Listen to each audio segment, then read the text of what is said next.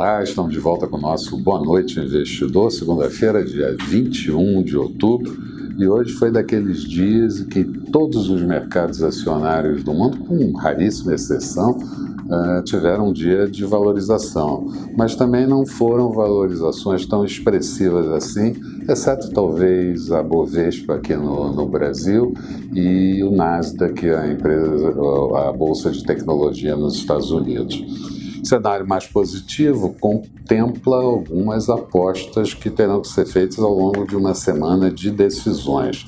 Na Europa, definições sobre o Brexit. Hoje não foi possível votar, o presidente da Câmara não deixou votar o acordo feito com a União Europeia, entre Boris Johnson e a União Europeia, mas pode ser que seja votado amanhã. E também o prazo fatal vai chegando perto. Não se esqueçam que é dia 31 de outubro. Fala-se num adiamento até fevereiro do ano de 2020. Mas também temos na Europa um outro desencontro dos membros do Banco Central Europeu, o BCE, como nós chamamos, sobre flexibilização monetária. Na última ata divulgada, vimos que havia discordância contra a flexibilização monetária, principalmente da França, da Alemanha e da Holanda, e inclusive com a renúncia do membro que representa a Alemanha, Sabine, o sobrenome é quase que impublicável, não dá para ler no alemão.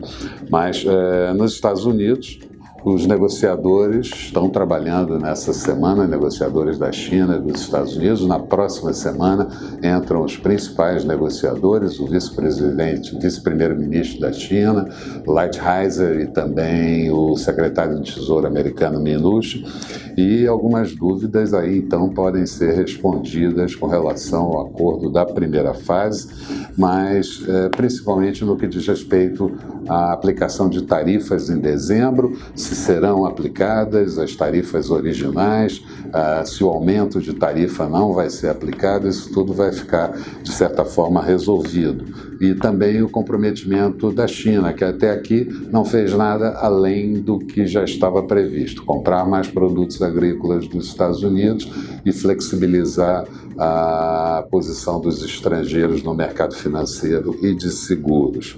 E também o dado imprevisto, que é sempre Donald Trump, principalmente no período de reeleição para o ano de 2020. O acordo, de qualquer forma, entre os Estados Unidos e a China só deve ser feito quando Donald Trump encontrar Xi Jinping, presidente da China, por ocasião da reunião da APEC, que ocorre em meados de novembro. Aqui, as apostas são de que as confusões todas no PSL, partido do presidente Bolsonaro, não vão afetar a pauta de votação do Congresso Nacional, e nós temos uma pauta importante que começa amanhã e que pode ir até quarta-feira, que é a votação do segundo turno da reforma da Previdência no Senado. Vamos ver como é que se comporta, possivelmente vai até quarta-feira e possivelmente não será desidratada. Hoje também tivemos protestos novamente violentos no Chile. Não afeta a economia brasileira, certamente, mas esses protestos aconteceram, inclusive depois do governo recuar com relação à aplicação de majoração de tarifas nos transportes públicos.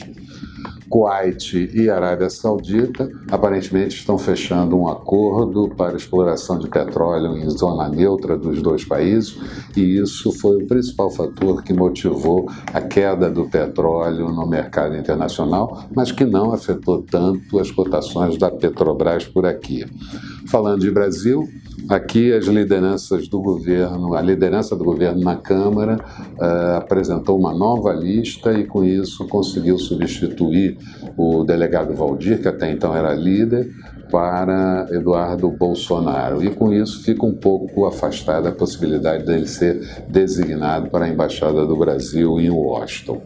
O governo também anunciou agora, no final da tarde, que decidiu antecipar os recursos do Fundo de Garantia de Tempo de Serviço, o FGTS, para tornar o Natal um pouco melhor para todos os brasileiros que dispõem da possibilidade de sacar esse recurso, e algo como 12 bilhões de reais e também traz um carry-over, um carregamento mais positivo para o PIB do ano de 2020, ou seja, uma aceleração no último trimestre do ano, o que certamente leva uma expectativa melhor para o PIB de 2019, um pouquinho melhor só, mas um carregamento melhor para o ano de 2020. Falando de saldo da balança comercial, o saldo da balança comercial na terceira semana do mês de outubro foi negativo, portanto um déficit de 217,9 milhões de dólares. Outubro, então, caiu para 507,4 milhões de superávit e no ano um superávit já acumulado de 34,1 bilhões de dólares. Acontece que a pesquisa Focus de hoje mostrou exatamente isso que está acontecendo e que deve acontecer nos próximos meses, de uma queda no superávit comercial. Então, a previsão da pesquisa Focus saiu de 50,4 bilhões de dólares para 48,8 bilhões de dólares no ano de 2019. Ainda deve cair mais, inclusive. Resumo do dia, a Bovespa fechou com uma alta de 1,23%, índice voltando à casa dos 106 mil pontos, 106.022 pontos. Esse é o recorde histórico de fechamento, não é o recorde histórico de pontuação, que bateu 106.650, mas é o de fechamento, e fechou apenas 4 pontinhos abaixo da máxima do dia. E o mercado de opções teve seu vencimento para outubro desse ano e negociou em volume de exercícios 6 bilhões de reais.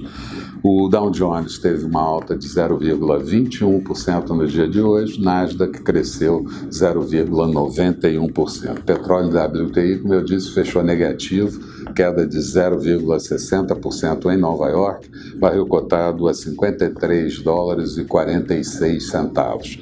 Euro sendo negociado em leve queda em relação ao dólar, a 1,115 da moeda americana. Notes americanos, títulos de 10 anos, com taxa de juros em alta para 1,80, forte alta, mais de 4%. Por aqui, os depósitos interfinanceiros em dia de queda, quase estabilidade para os principais vencimentos negociados, e dólar encerrando com alta de 0,29%, moeda americana cotada a R$ 4,131, mas chegou a bater R$ 4,15 ao longo do dia. Amanhã, dia de agenda fraca, vamos ter por aqui a confiança da indústria referente ao mês de outubro pela Fundação Getúlio Vargas, a confiança da indústria também para o mês de setembro pela Confederação Nacional da Indústria, e sai o dado talvez mais importante, o IPCA 15 fechado do mês de outubro, expectativa é próxima da estabilidade, uma alta de 0,03%.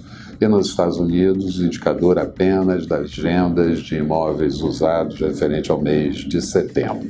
Eram essas as considerações que eu gostaria de fazer. Tenham todos uma boa noite e eu espero vocês amanhã aqui bem cedo com o nosso Bom Dia Investidor. Até lá.